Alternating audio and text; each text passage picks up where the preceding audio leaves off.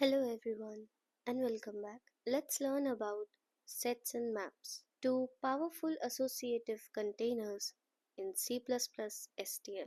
Set is a container that stores unique elements in sorted order, whereas map is a container that stores key value pairs where keys are unique. STL provides a set container with key functions like insert that adds element, erase that removes element, find that searches element, size that gives the number of elements, begin and end that iterate elements. Let's have a look at the programs.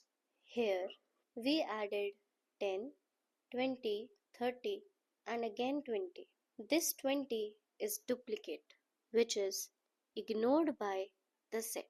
Then we displayed the set, and with s.erase20 we removed the element 20 and then again displayed it. Let's see our output. So we got 10, 20 and 30. This 20 was duplicate and got ignored, and after removing 20 we got 10 and 30. Let's create a program for the concept map. For that we write #include map and then create a map container which stores key value pairs.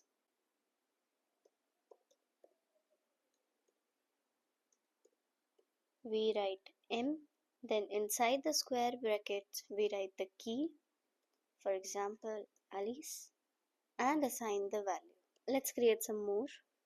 With the for loop we printed our key value pairs, and then with erase we removed Bob, and after that we again printed our map and got Alice 25, Charlie 22.